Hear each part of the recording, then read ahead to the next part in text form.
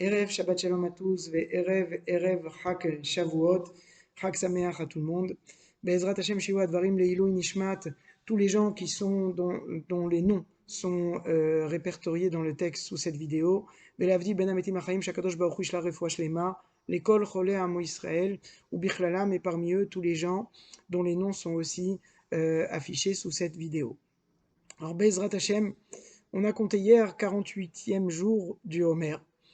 Et je vais vous faire part d'un sentiment un peu personnel. D'un côté, c'est beaucoup de jours, donc on sent une masse de jours, puis on sent surtout que on est ému parce qu'on s'approche de la fin de la Sphira, ce qui veut dire du jour qu'on a attendu, auquel on s'est préparé depuis déjà maintenant donc 48 jours, qui est le jour du don de la Torah. Et comme on a l'habitude de le dire dans cette petite vidéo, il y a quelqu'un qui donne, et de l'autre côté, à l'autre extrémité, il y a quelqu'un qui reçoit, c'est-à-dire le Ham Israël qui reçoit la Torah. Le Ham Israël, pour qu'il puisse recevoir la Torah, il faut qu'il ait un keli, il faut qu'il ait un ustensile qui soit apte à recevoir justement cette Torah. Alors, 48 jours, d'un côté, c'est beaucoup de jours, et d'un autre côté, on a toujours ce sentiment que les jours sont passés très très vite.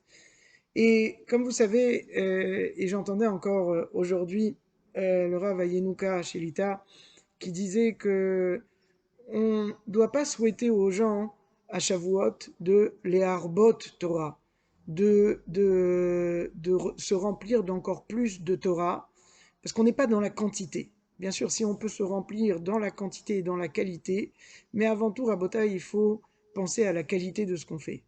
La Torah, elle est infinie. Chaque mitzvah, c'est une source, c'est un pétard, c'est une possibilité de se relier, de se connecter à quelque chose d'infini. Donc j'ai pas besoin de multiplier pour arriver à grandir, j'ai besoin de travailler en qualité sur chaque mitzvah. Bien sûr, si je peux travailler et sur la qualité et sur la quantité, alors iné matov ou manaim. Mais en attendant, ce qui est important, c'est de mettre le cœur dans chacune des mitzvot. Et ce que je vais essayer de voir avec vous aujourd'hui, c'est tiré d'une sikha du Rav Reuven Sasson, Shlita, sur le travail qui nous appartient à Shavuot.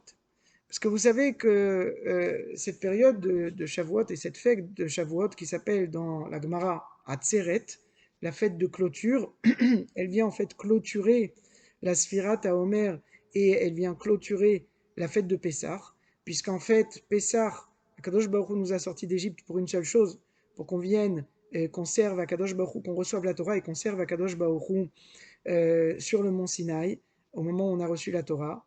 Et donc, la finalité de la fête de Pessah, elle vient et elle prend effet au moment de la fête de Sukkot, donc de la fête de Shavuot, donc Atzeret, la clôture. On vient clôturer, on vient compléter un événement qui a commencé à Pessah il y a 48 jours de cela, 49 jours avec le premier jour de la fête. En attendant, cette fête-là, elle n'a qu'un seul jour. Et on trouve le parallèle, pas uniquement dans le nom de la fête, mais on trouve le parallèle avec une autre fête de notre calendrier, qui est la fête de Shemini Chag Atzeret. La fête qui vient clôturer aussi, qui s'appelle aussi Atzeret, qui vient clôturer les 7 jours de Sukkot, s'appelle Shemini Chag Atzeret. Et de la même façon que la fête de Shemini Chag Atzeret, qui est une fête en soi, eh bien, c'est un jour. La fête de Shavuot, c'est aussi un jour, alors que la fête de Pessah et la fête de Sukkot sont 7 jours. On va essayer de comprendre un petit peu les différences pour essayer un petit peu de toucher du doigt quel est le travail qui nous appartient à nous de faire à Shavuot.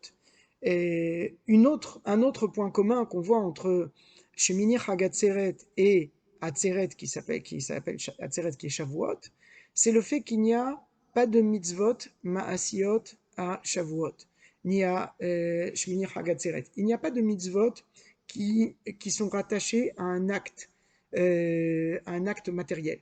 Fête de Sukkot, on a la Souka, on a les Arbat Aminim, Pessah, on a Achilat Matzah, les Arba Kosot, etc., etc.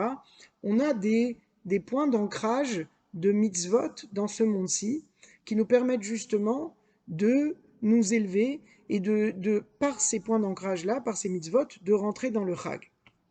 Pour la fête de Shavuot, et si on vient bien regarder aussi Shemini Chag Atzeret, eh bien on n'a pas ça. Ces deux fêtes-là, elles sont marquées par une seule chose qui est, d'un côté, la fête qui nous attend dès Motzai Shabbat, c'est le don et recevoir la Torah, le don de la Torah. des Luchot Arishoniot, pardon. Et donc ça, ou Luchot Arishonim, pardon, ça c'est les premières tables de la loi, c'est Shavuot. Et d'un autre côté, à Shemini Hagatzeret, qu'est-ce qui se passe? On recommence, on va faire Simchat Torah, puisqu'on arrive à la fin de la lecture de tout le Sefer Torah, et on recommence Bereshit bara Elokim. Donc c'est la fête de la Torah, dans ces deux points qui s'appellent les deux Hatzeret. Et si on essaie de comprendre un petit peu quelle est la différence entre la fête de la Torah et les autres fêtes où on a des mitzvot, mais quand on regarde la fête de Shavuot, on n'a pas de mitzvah. Il n'y a aucune mitzvah à Shavuot. Alors, quelle est la différence entre... Le Rav nous ramène un pasouk, en fait, qui va nous aider à bien comprendre tout ça, qui nous met en parallèle les mitzvot d'un côté et la Torah de l'autre côté. Ce pasouk, c'est le pasouk de Kiner mitzvah ve Torah or. Ner mitzvah, la bougie, les lumières, la mitzvah, elle est comparée à une bougie, et la Torah, elle est comparée à la lumière. Qu'est-ce que c'est? Quel est le rapport, la relation qu'il y a entre la bougie et la lumière? Alors, comme nous dit le Rav, je vais vous lire dans ces mots parce que c'est joli comme c'est écrit. Aner ou akli achomri le'ehara, leumat haor atzmo, pardon. Le nerf, la bougie, d'accord? C'est l'ustensile, c'est le réceptacle qui permet d'éclairer et de recevoir, de faire jaillir de la lumière. La lumière de faire jaillir la lumière elle-même. Alors maintenant, si je fais le parallèle qui ner mitzvah, la mitzvah, elle est comparée au ner, donc qui est ce réceptacle dans le monde matériel qui nous permet de faire jaillir la lumière qui, elle, est comparée à ner mitzvah ve Torah or, à la Torah. C'est-à-dire que la mitzvah, comme nous définit le Rav, la mitzvah, c'est quoi? A mitzvot, meshulot lener mipne she'inyanam lehamshich et haor ha'elokut letoch hachomer ve'agvul. C'est quoi la définition? C'est une très jolie définition de ce que c'était une mitzvah. Une mitzvah, le but de la mitzvah, c'est d'arriver à dévoiler de la lumière dans le monde matériel. C'est-à-dire que la mitzvah, c'est une interface qui est un ordre divin, qui est par cette interface-là de quelque chose que je vais faire de concret, de matériel dans ce monde-ci, va me permettre de dévoiler de la lumière qui est quelque chose de spirituel, complètement spirituel. C'est-à-dire en faisant un acte, je vais mettre les téphilines, je vais faire Adlakat Nerot, ma femme va faire Adlakat Nerot, j'en vais faire toutes sortes de mitzvot. Ces mitzvot-là, elles se concrétisent, elles se matérialisent avec un acte. Mais ça ne s'arrête pas, comme on a l'habitude de le voir ensemble, à la chitzoniout, au côté superficiel des choses, mais bien au contraire, cette interface-là qu'on vient de créer dans ce monde-ci, c'est ce qui permet de dévoiler de la lumière et d'être un point d'ancrage de cette lumière qui vient des mondes supérieurs et de se dévoiler dans les mondes inférieurs. Ner mitzvah ve Torah or. La bougie, c'est celle qui permet, grâce au support matériel, de l'huile ou de la cire, etc., de faire jaillir de la lumière qui, elle, est spirituelle. D'ailleurs, vous voyez très bien qu'une bougie, ça se consume, donc ça fait partie du matériel qui est quantifiable, alors que la lumière, je peux passer une flamme d'une bougie à une autre, la lumière, elle, la flamme ne va pas diminuer parce que j'ai allumé 10 ou 100 autres bougies, la lumière ne va pas diminuer. C'est-à-dire que c'est une interface de quelque chose qui est matériel, qui répond aux lois matérielles qui sont quantifiables, et quelque chose qui est spirituel, qui n'est pas quantifiable.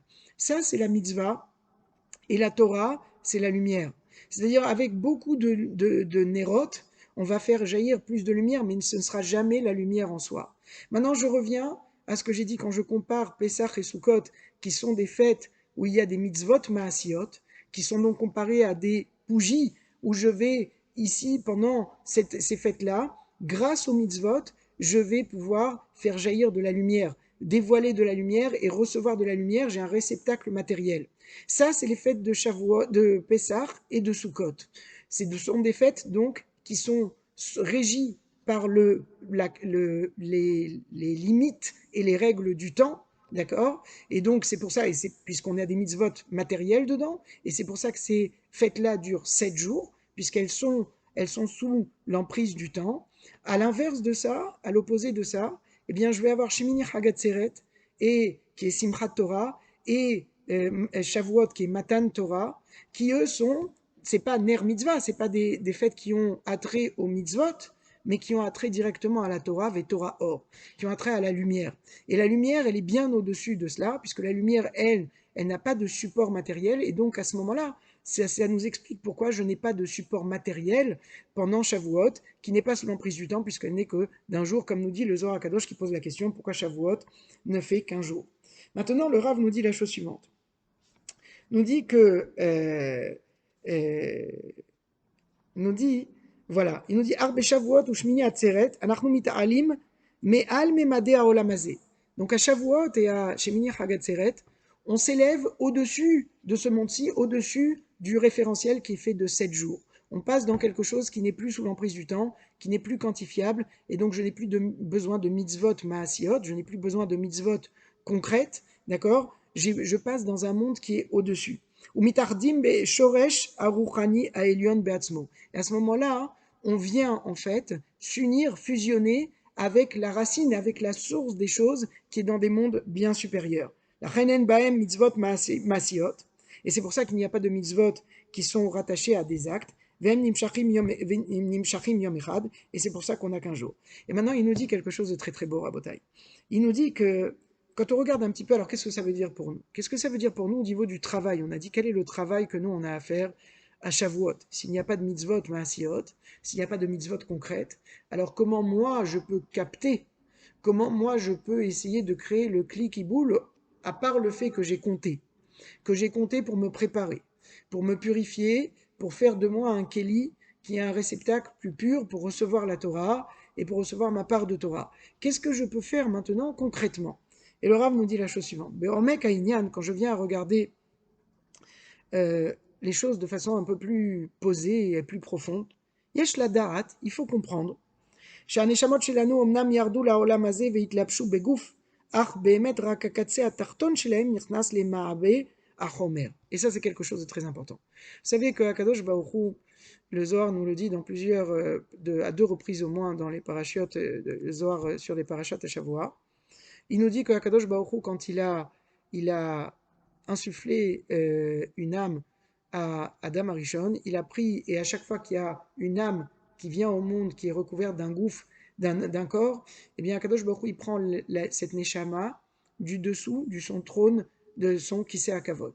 Donc c'est dans des mondes très très hauts, qui sont bien au-dessus des mondes des anges, et ces Neshamot-là, elles vont être mises dans des corps, d'accord, qui font partie du monde complètement matériel. Vous vous rappelez qu'on a 4 mondes, du plus haut vers le plus bas, le Olam HaAtzilut, le Olam HaBriya, le Olam HaYetzira et le Olam HaAsiya. Donc 4 mondes. Le monde de la Hatzilut, c'est le monde d'Akadosh Baruch Hu, Etzlo, d'accord, c'est son monde à lui. Le Olam de la Briya, c'est là où on nous dit que les pieds du trône céleste résident, c'est le Olam HaBriya, et c'est de là-bas d'où viennent les Neshamot, les âmes du peuple juif, qu'Akadosh Baruch Hu prend ces âmes-là et les insuffle dans des corps qui, elles, sont dans le monde le plus bas, qui est le monde de la Asiya. Entre le monde de la Briya, d'où viennent nos Neshamot, et le monde de la Asiya, il y a le monde de la Yetzira, qui est le monde où sont les anges. C'est-à-dire que nos Neshamot à nous, elle vient d'un monde qui est au-delà du monde où les anges résident. Notre corps, lui, il vient d'un monde qui est en dessous, le monde des anges, mais nos Neshamot viennent d'un monde qui est supérieur au monde des anges. Et donc le Shilouv, on va dire le mélange, la fusion entre une âme et un corps, ça donne un homme qui s'appelle Adam, parce qu'il vient de la Adama, donc ça c'est le côté bas de l'homme, mais d'un autre côté, il s'appelle Adam aussi parce qu'il est Adamé lo, parce qu'il veut ressembler à Akadosh Baruch Hu. C'est-à-dire qu'on peut, si on écoute, si on donne de la place à notre Neshama, et qu'on laisse notre Neshama s'exprimer, alors on peut monter bien au-dessus des anges.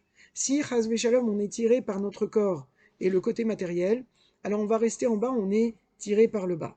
Ce que nous dit le Rav ici, Yesh la Da'at, que nos Neshamot, elles viennent d'un monde qui est un monde qui est le monde de la Bria, et elles viennent se recouvrir d'un corps qui est dans ce monde-ci, mais il nous dit comme ça, Ikar avayat aneshama nishar begove meromim.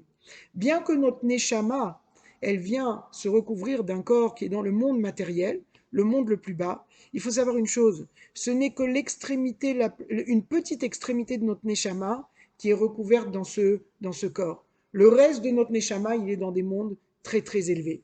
Et ça, Rabotai, Bechol Shana Kula, Anachnu Amelim Lehamshich et Or Aneshama Letoch Makom Megurav Shel Haguf. toute l'année, à part le Shabbat Kodesh, où on reçoit la Neshama Yetera, eh bien notre travail, c'est d'amener la lumière des mondes supérieurs dans cette petite partie, l'extrémité de notre Neshama, qui elle est dans ce monde-ci, qui est recouverte d'un corps. Ve'ilu bechage Atzeret. Maintenant, quand il s'agit des fêtes qui s'appellent Atzeret, qui sont chez Mini Chag Atzeret, et la fête de Shavuot qui s'appelle Atzeret, אנחנו עוצרים מהממד הגשמי ומתעלים אל הבית הטבעי של הנשמה. On, c'est là la racine de Atzeret qui veut dire clôture, on fait une séparation entre cette partie de la Neshama qui est dans les mondes inférieurs, qui elle est dans les mondes matériels, et on se connecte à la grande partie de notre Neshama qui est dans les mondes bien plus spirituels. Et maintenant, ça vient m'expliquer que cette partie-là, elle n'a pas besoin, puisque c'est à ce moment-là qu'on se connecte pendant Shavuot à cette partie-là, on n'a pas besoin de mitzvot maasiot, puisque je ne suis pas connecté, je dois me rattacher à la partie qui est plus élevée de ma neshama, qui n'est pas la partie, si on peut parler ainsi, il n'y a pas deux parties de notre neshama, mais c'est plus pour imager, pour essayer de comprendre que notre neshama c'est quelque chose d'infini, qu'il y a une toute petite partie, si on peut parler d'une petite partie pour l'infini, il y a une toute petite partie uniquement qui est dans ce monde-ci, qui est recouverte d'un corps. Tout le reste de notre neshama, pour savoir qu'on a d'où puiser et vers où nous retourner aux sources, retour aux sources, eh bien cette partie-là, elle est dans des mondes bien supérieurs. À Shavuot, à Tseret, j'arrête le travail que je fais pendant toute l'année, qui est le travail de faire jaillir de la lumière et de puiser de la lumière par les mitzvot maasiot qui sont dans ce monde-ci. À Tseret, justement, je passe à un niveau supérieur. Je ne suis plus dans la dimension du 7, je passe dans la dimension du 8, qui est les Shmini Chagatzeret, ou qui est décuplé de 7 fois 7, d'accord, des 7 semaines pour arriver au 50e qui est la notion de la Torah. C'est pour ça que la Torah elle s'appelle Chen Rabotai aussi, que dans la